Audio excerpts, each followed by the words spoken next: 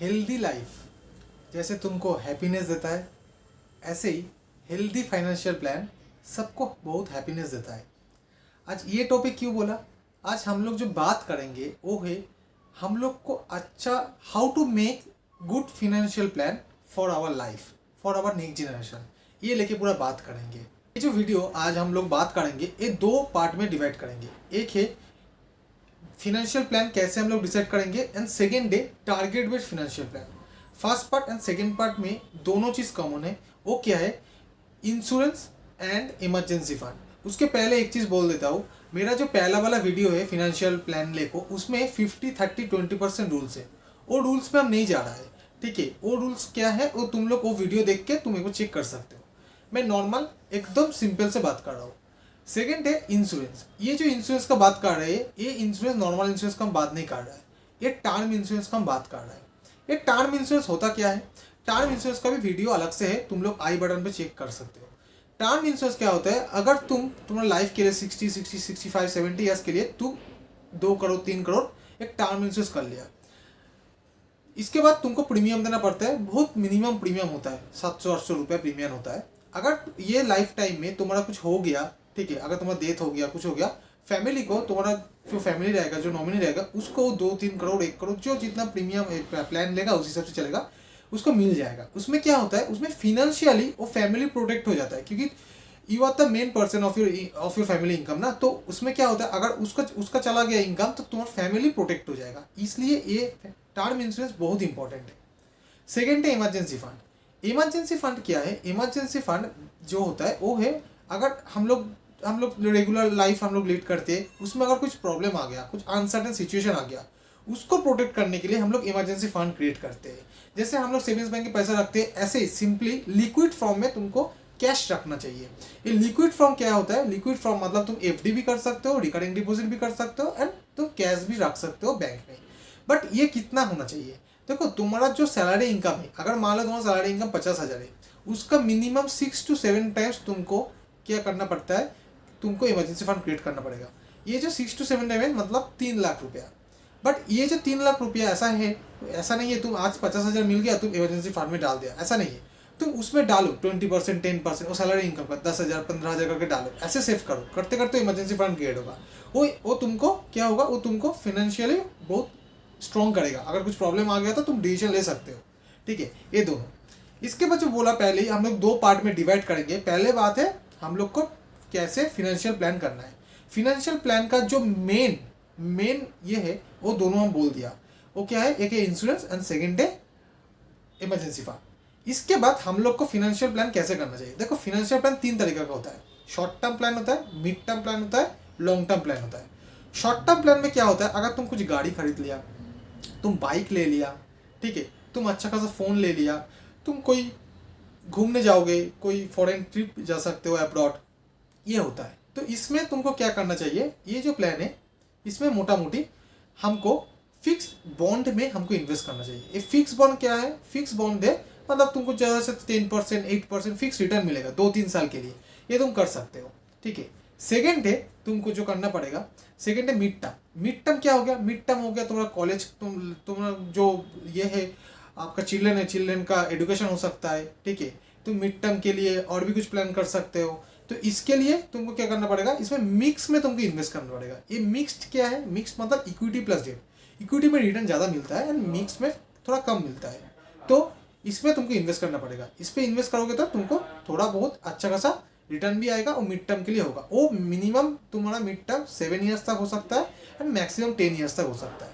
And third है long term. Long term क्या हो गया? चिल्ड्रन का मैरिज हो गया, तुम घर खरीदना चाहते हो अच्छा खासा, वो भी हो सकता है, ठीक है। तुम बंगलो लेना चाहते हो, वो भी हो सकता है। तो इसलिए तुमको इक्विटी फंड में इन्वेस्ट करना पड़ेगा, क्योंकि इक्विटी फंड में क्या होता है ना, तुम्हारा रिटर्न ज़्यादा मिलता है। रिटर्न का जो परसेंटेज है 12 to 15 16 17% मिलता है। इसलिए तुमको रिटर्न अच्छा मिलने के लिए उसमें इन्वेस्ट करना पड़ेगा। ये मिनिमम तुम्हारा 15 साल हो सकता है, 12 साल हो सकता है मिनिमम, एंड मैक्सिमम 20-25 हो सकता है। और डिपेंड्स ऑन योर चॉइस, तुम कैसे तुम उसको देखोगे। ये हो गया मेरा फिनेंशियल प्लान, ओके। बट ये फिनेंशियल प्लान के लिए हमको कहाँ इन्वेस्ट करना है? देखो, ये फिनेंशियल प्लान में इन्वेस्ट करने के लिए ऐसा नहीं है तुमको शेयर में इन्वेस्ट करना है डायरेक्टली। अगर तुमको पता नहीं है आजकल इंडियन स्टॉक मार्केट बहुत अच्छा खासा चल रहा है। इंडिया डेवलपिंग कंट्री, इंडिया में बहुत सारा अच्छा अच्छा ये होगा, ठीक है। Economically GDP accordingly GDP India बहुत आगे जा रहा है। तो हमको क्या करना चाहिए, अगर तुमको आता है शेयर मार्केट में डायरेक्ट इन्वेस्ट करना, you can invest, you can go and invest your money in the direct share, no issue.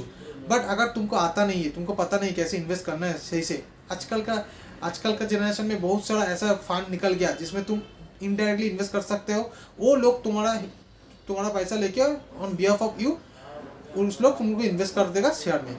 ये सब भी है। नहीं तो म्यूचुअल फंड कर सकते हो, लॉन्ग टर्म के लिए म्यूचुअल फंड करो, म्यूचुअल फंड अच्छा है। इक्विटी म्यूचुअल फंड करो, ठीक है। एंड तुम बॉन्ड कर सकते हो मिड टर्म के लिए एंड शॉर्ट टर्म के लिए, वो भी फिक्स। सोवरेन गोल्ड बॉन्ड हो सकता है, इंफ्रास्ट्रक्चर डेवलपमेंट बॉन्ड हो सकता है, ऐसा बहुत सारा बॉन्ड होता है। एंड ऐसा बहुत सारा बॉन्ड को इन्वेस्ट करने के लिए बहुत सारा वेबसाइट भी है, जैसे विंड वेल्थ है, ऐसा बहुत सारा इन्वेस्टमेंट का वेबसाइट भी है, इसमें भी कर सकते हो।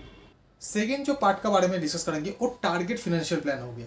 टारगेट फाइनेंशियल प्लान क्या होता है, मान लो तुम 20 साल बाद एक अच्छा खासा बंगलो लोगे और अच्छा खासा फ्लैट लोगे, तो इसके लिए तुमको चाहिए 1 करोड़ रुपया।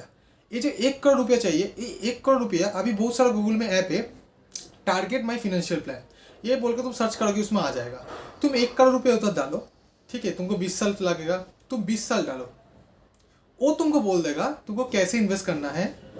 अकॉर्डिंगली तुमको वो इन्वेस्टमेंट का वो ऑप्शन भी दे देगा तुमको म्यूचुअल फंड में इन्वेस्ट करना है, बॉन्ड में इन्वेस्ट करना है, और जो म्यूचुअल फंड में इन्वेस्ट करना है उसमें कौन सी म्यूचुअल फंड में इन्वेस्ट करना है, कौन सी बॉन्ड में इन्वेस्ट करना है, सब कुछ दे देगा, ठीक है। ये होता है टारगेट। अगर 5 साल बाद मुझे गाड़ी लेना है, वो गाड़ी के लिए हमको 12 लाख रुपया चाहिए और 12 लाख रुपया चाहिए। ये जो 12 लाख चाहिए, ये 12 लाख के लिए तुम उसमें 12 लाख डालो, उसमें 5 साल डाल दो, वो ऑटोमेटिकली प्लान करके तुमको दे देगा कितना तुमको कहाँ इन्वेस्ट करना है। ये सब ऑटोमेटिक होता है, ठीक है। सिर्फ तुमको गूगल में जाकर सर्च करना होगा target your financial plan, okay, और target your goal, how to manage, ये हो जाएगा। ये दोनों चीज़ हम डिस्कस कर लिया। लास्ट जो टॉपिक का बारे में बात करेंगे, जो मेन इंपॉर्टेंट है, वो है फिनेंशियल प्लानिंग। हो गया, सब कुछ हो गया, बट ये फिनेंशियल प्लानिंग तब अच्छा हो सकता है ये अगर तुम 2 चीज़ अच्छा खासा कर लिया तब। इनकम के ऊपर फिनेंशियल प्लान डिपेंड नहीं करता है, जितना भी इनकम हो वो मैटर नहीं करता है, क्योंकि एक एक आदमी का इनकम जितना होता है उस हिसाब से उसका लाइफस्टाइल अलग होता है। अगर कोई लोग 1 लाख महीने का इनकम कर रहा है तो उसका लाइफस्टाइल अलग होगा, जो लोग 10,000 इनकम कर रहा है उसका लाइफस्टाइल अलग होगा। तो मेन 2 चीज़ जो आपको माइंड में रखना चाहिए, पहली बात आपको रिटायरमेंट प्लान करना है, ठीक है। आप तो पहली बार डिपेंडेंट नहीं है किसी के ऊपर, तो रिटायरमेंट प्लान आपको अच्छा खासा करना चाहिए। मतलब रिटायरमेंट के बाद अगर 58 और 60 ईयर के बाद आपको फिनेंशियली कोई प्रॉब्लम ना आ जाए, आपका घर अच्छा से चले, इसके लिए आपको प्रॉपर प्लान करना चाहिए।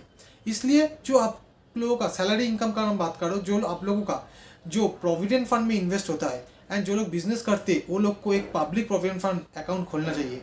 ये जो इन्वेस्ट होता है, ये इन्वेस्टमेंट को टच मत करो।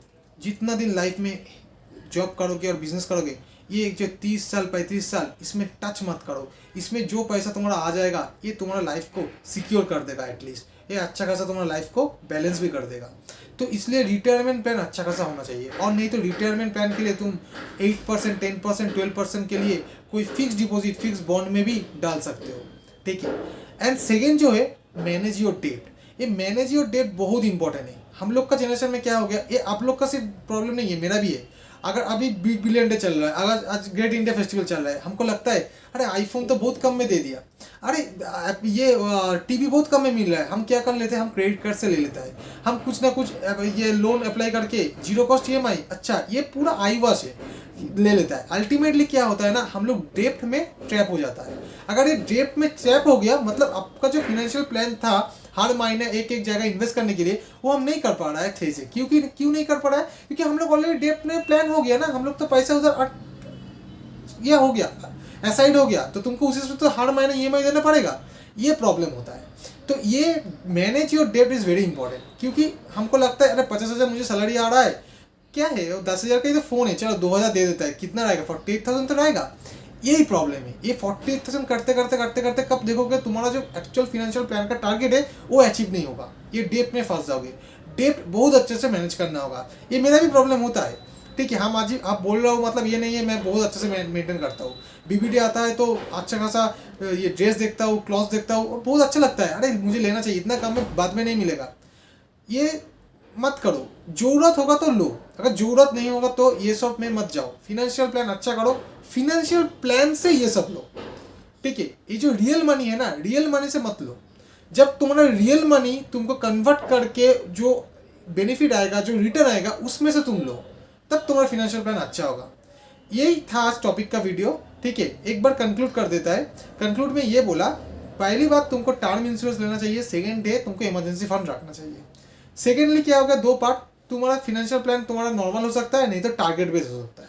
एंड थर्ड, आपका रिटायरमेंट प्लान एंड आपका मैनेज योर डेट प्लान बहुत अच्छा खासा होना चाहिए, ठीक है। ये आज का वीडियो था। अगर अच्छा लगा तो लाइक करो, सब्सक्राइब करो, शेयर करो सबके साथ। Thank you so much for the